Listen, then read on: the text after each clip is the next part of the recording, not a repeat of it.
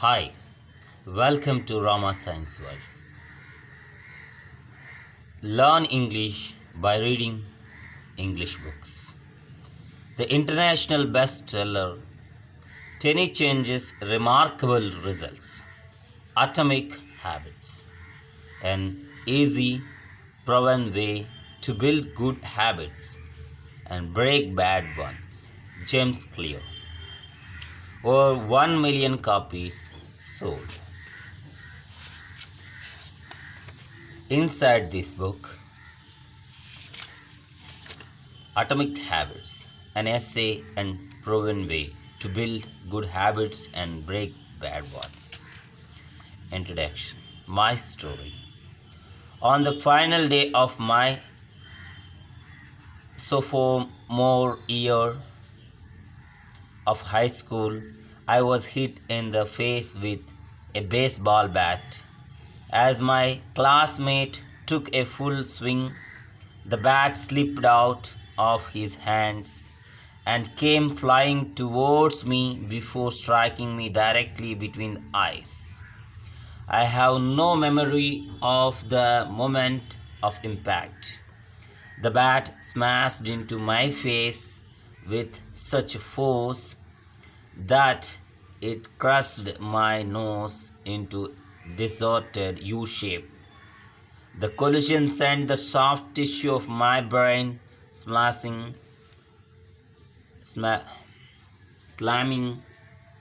into inside of my skull immediately. A wave of swelling surged throughout my head. In a fraction of a second, I had a broken nose, multiple skull fractures, and 2 shattered eye sockets. When I opened my eyes, I saw people starting at me and running over to help. I looked down and noticed spots of red on my clothes. One of my classmates took the shirt off his back and handed it to me. I used it to plug the stream of blood rushing from my broken nose. Shocked and confused, I was unaware of how seriously I had been injured. My teacher looped his arm around my shoulder and we began the long walk to the nurse office, across the field, down the hill and back into school. Random hands touched my sides, holding me upright.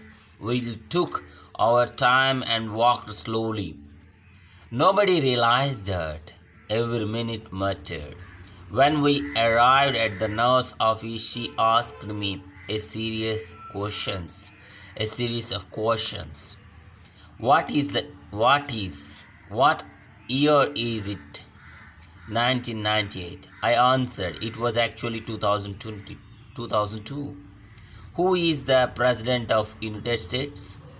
Bill Clinton. I said the correct answer was George W. Bush. What is your mom's name? Who? I stalled. 10 seconds passed. Pachi. I said casually, ignoring the fact that it had taken me 10 seconds to remember my own mother's name. That is the last question I remember. My body was unable to handle the rapid swelling in my brain and I lost consciousness before the ambulance arrived. Minutes later, I was carried out of school and taken to the local hospital. Shortly after arriving, my body began shutting down. I struggled with basic function like swallowing and breathing. I had my first surgery of the day.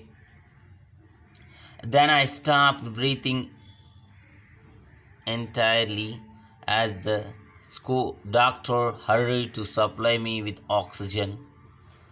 They also decided the local hospital was unequipped to handle the situation and ordered a helicopter to fly me to a larger hospital in Cincinnati. I was ruled out of the emergency room, doctors, and towards the helipad across the street. The structure rattled on the bumpy sidewalk as one nurse pushed me along while another pumped each breath into me by hand. My mother, who had arrived at the hospital few minutes before, climbed into the helicopter beside me. I remember unconscious and unable to breathe on my own my own as she held my hand during the flight. While my mother knew rode with me in the helicopter, my father went home to check on my brother and sister and break the news to them. He choked back tears as he explained to my sister that he would miss her 18th grade graduation ceremony that night. After passing my sibling off to family and friends, he drove to Senate to meet my mother. When my mom and I landed on roof of the hospital, a team of nearly 20 doctors and nurses sprinted onto helipad and wheeled me into the Taruma unit. By this time, the swelling in my brain had become so severe that I was having repeated post-traumatic surgeries. My broken bones needed to be fixed, but I was in no condition to undergo surgery.